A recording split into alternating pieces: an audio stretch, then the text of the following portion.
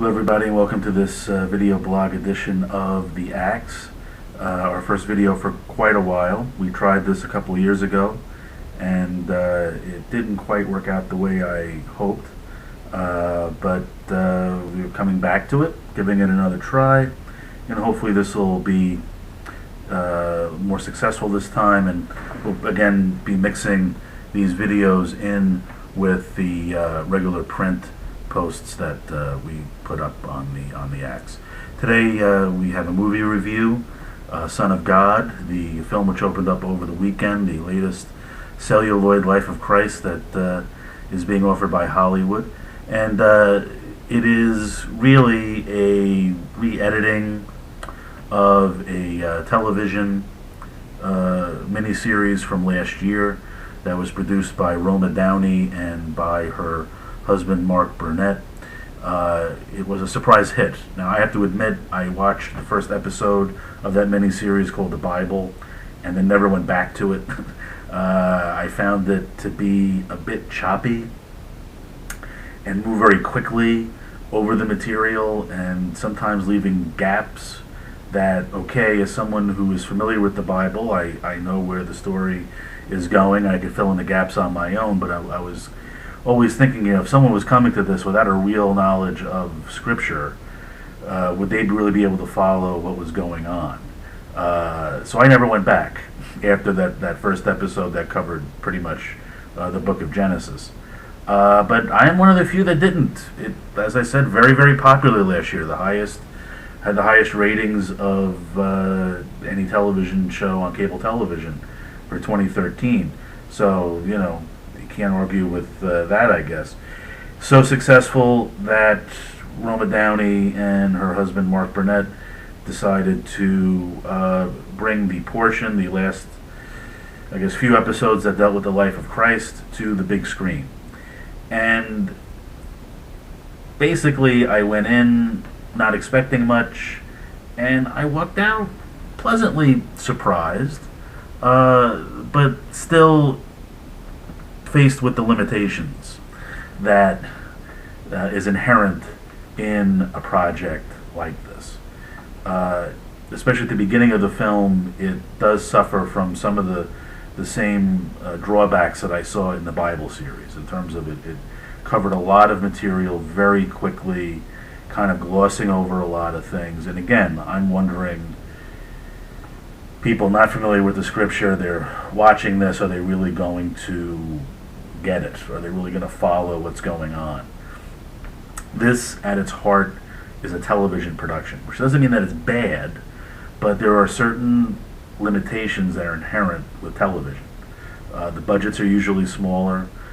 There are greater time restraints. They usually have much tighter shooting schedules, which means that they're taking fewer takes, and there's also time restraints.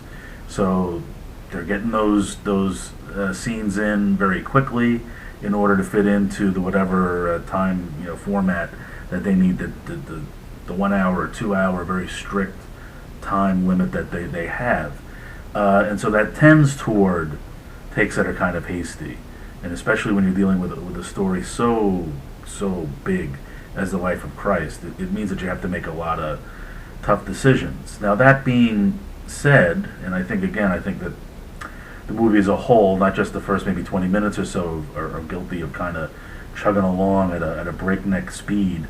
That being said, I was still pleasantly surprised.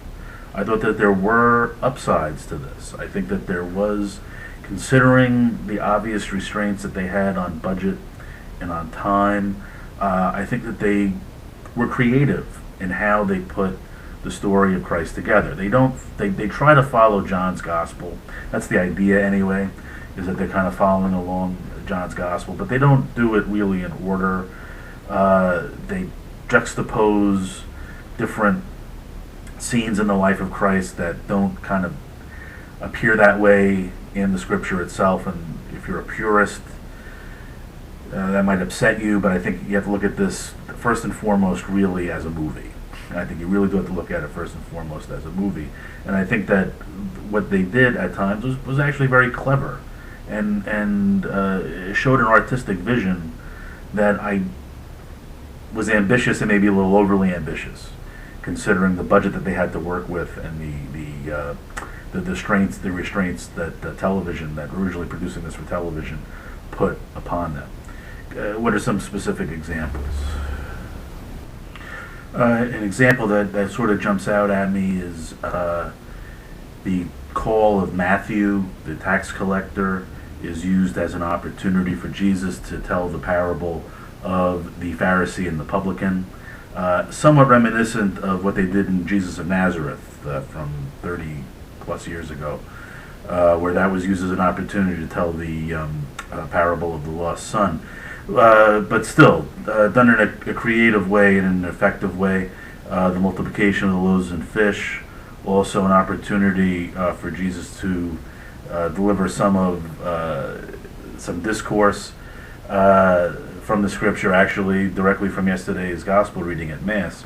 Again, in an effective way that connects the two events together. Again, even though it probably didn't happen that way in real life, or it doesn't happen that way, certainly in the account of the scripture, it still showed a creativity that I think was effective and helped move the story along.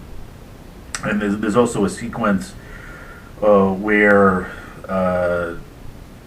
Nicodemus is going to visit Jesus at night in secret, and at the same time Judas is going to visit Caiaphas, the high priest, in secret at night in order to betray the Lord. And we see one person moving toward Jesus, one who started from a position of being skeptical and being confrontational, to now slowly moving toward being one of his disciples, to one who was a disciple who is now moving away. Again, the way it happened in Scripture, the way it's depicted in Scripture, no. But I thought rather effective and creative. And, again, I think first and foremost you have to look at this as a movie. And yes, the Da Vinci Code is a movie, and you could say that on a technical level, a much better movie than this one, but nonetheless not delivering you the truth, delivering you really distortions in the name of entertainment. Here, they're delivering you the truth. There's nothing I saw in this that was certainly contrary to Scripture, but doing it in a creative and artful way. As artful, I think, as they could afford and as they could get away with. Again, I think if there's one problem, and I don't know if it's a problem, it's that this film's artistic aspirations, vision is greater than what they're really able to deliver. You almost wish they could have gone back and maybe refilmed a couple of scenes. They could have developed things a little more, a few of the themes a little more deeply. It seems like there are times when they're throwing a lot at you. I mean, you could tell that this is a labor of love on the part of the producers, and that B, there was thought put into this, and there was reflection put into this, and there was even, if you want to say, research put into this. But it seems like they're throwing a lot of things at you very quickly, and none of them are really developed that much. So again, I think you're left with a vision that's greater than they're really able to kind of pull off and tie together. In the end, the people that are going to like this are going to like it. We were there yesterday. I went with parents and with a number, again, I think about 30 of the young people from our parish. They had a good time. They enjoyed it. We were in a theater that was almost full, but you got to keep in mind that we were one of 4 screens that this thing was being shown on yesterday. So I would say go see Son of God with your family, with your friends. Go as a group, have a good time, enjoy it. But don't, if you're looking for Franco Zeffirelli, or you're looking for Mel Gibson or Martin Scorsese, you're not going to find it here. This is good old-fashioned family entertainment that you can argue tries to bite off a little more than it can chew. But if you're a fan of Roma Downey of Touched by an Angel. If you're a fan of the miniseries from last year, you'll like it. And certainly, people of faith need entertainment, and it brings up another issue and other things we could be talking about in terms of the arts and film in particular as an evangelical tool. But that's a discussion for another day and maybe another video or another article. So until the next time, so long from the Axe, and I'm sure I'll be back soon because Wednesday is Ash Wednesday, and I'm sure I'll have a few things to say about the season of Lent coming up.